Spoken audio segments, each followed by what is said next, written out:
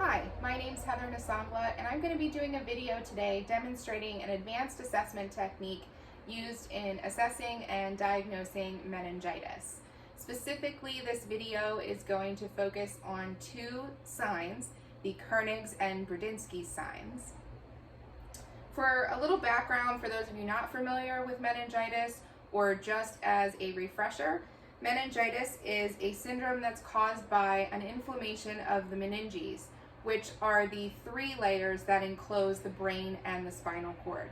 This can be caused by viruses, and that would be viral meningitis, bacteria in bacterial meningitis, and it can also be caused by fungi and parasites as well. Although meningitis can affect all ages, according to the CDC, it's most commonly found in infants and children under the age of 1, and teens and young adults between the ages of 16 and 23. Why is this skill needed? Why do we need to know the advanced assessment techniques for meningitis? Meningitis can be fatal. Again, according to the CDC, for every 100 patients with meningitis, 10 to 15 will die from meningitis.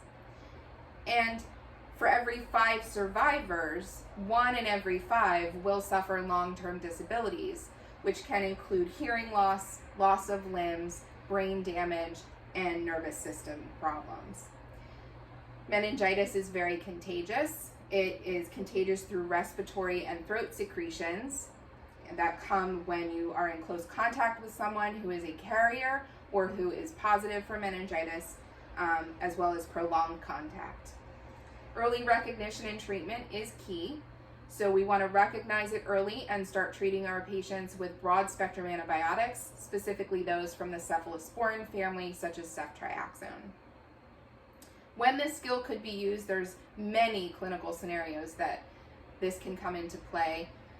Patients presenting to the ER, urgent cares, primary care centers, their family doctor, clinics, children presenting to pediatricians' offices, and I think especially of our school nurses, with it being so common in the teenage and young adult population. And then as inpatients as well. So for our inpatient nurses, they need to be able to recognize when their patients are presenting with clinical manifestations of meningitis, and including those nurses out at Women's and Babies Health who are dealing with our infants and young children under the age of 1. So now I will move to the demonstration portion of the video, where I'm going to demonstrate the Koenig's and the Brudzinski's sign. Now, a clinical tip for the purposes of being able to assess your patient appropriately: you want to have a dimly lit room and a quiet environment so that you're not stimulating your patient's nervous system. Now, for the purposes of the video, the lighting is brighter so that you're able to see, but you would want to dim the lights in your patient's room. So first I'm going to demonstrate the Koenig's sign, and this is where you're going to have your patient's knees flexed at the hip, and we're going to start with one leg first. So your patient's going to be in the supine position. You're going to go ahead and flex at the hip and flex at the knee, and you're going to then extend your patient's leg. A normal finding, this is a negative Koenig's sign, is the patient is able to extend the leg and flex. A positive Koenig's sign would be when you flex and the knee is flexed and you try to extend, they're unable to do that without excruciating pain. And this is because of the inflammation around the meninges. It causes tightness in the hamstring muscle. And again, you're going to want to demonstrate that bilaterally on both sides. Flex at the hip and attempt to straighten. You never want to force flexion in your patients as well. And then we'll move directly into the Brudzinski's sign, which is the second assessment technique. The Brudzinski's sign is a more sensitive indicator. Before assessing your patient using this sign, you want to make sure that there's been no cervical injury. And if there has, you do not want to perform this assessment. So we're going to make the assumption here, no cervical injury. And you're going to have your patient, again, in the supine position, and you're going to come behind, and your patient's legs are going to be straight out. You're going to place your hand underneath your patient's head and gently lift and flex the neck so that the chin is meeting the chest. Now this is a negative Brudzinski sign because the patient's legs have remained still. If we were to do this in a patient who has meningitis, when you flex the neck and you try to make the chin touch the chest, their legs and knees will flex involuntarily because of the stretch that is on those inflamed meninges. Thank you. Okay. Further review of systems, you would want to have a full set of vital signs on your patient, especially assessing for fever. And when you get to your pain assessment, you would want to ask your patient if they have any neck pain. Are you having any pain in your neck? No. Okay.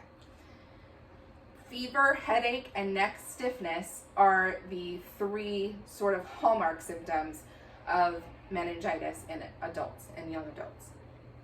You also want to assess for any nausea, vomiting, or changes in their respiratory status. And then the system that you're going to focus most closely on is going to be their neuro system or a neuro assessment. And so you're going to pay attention to their level of consciousness and changes in mental status. So if your patient was at one point awake, alert, oriented, and now they're confused and lethargic, that would be something that you would want to pay attention to. You're also going to do a full neuro assessment, paying attention to their sensory perception, their motor perception, and you're going to assess their pupils for the reaction to light. Now, one of the things that will happen when you're doing this assessment is you may come across a patient who has meningitis, who has photophobia, which is an extreme light sensitivity, the inability to have bright lights shown in their eyes. And then you also want to pay attention to signs of increasing intracranial pressure, which would be changes in the pupil reaction to light and changes in their behavior or their level of consciousness. A change in level of consciousness is one of the earliest signs of increasing intracranial pressure.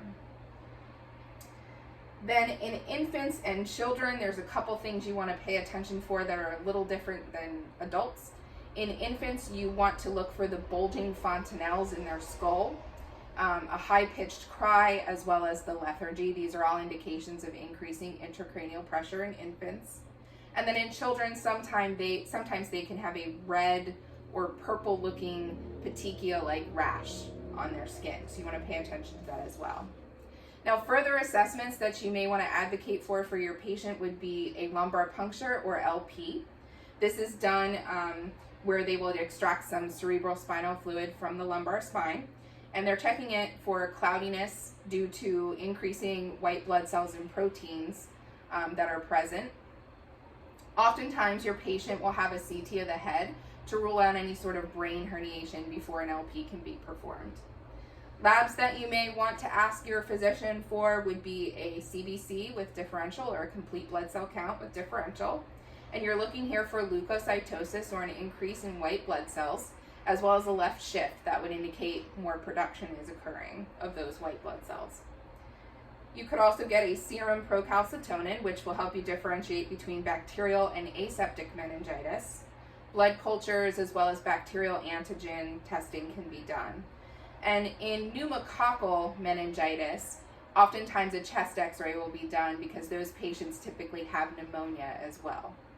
So I hope you've enjoyed the video presentation of the advanced assessment techniques, specifically focused on how to perform the Koenig's and Brudzinski's sign in catching meningitis and treating it early. Thank you.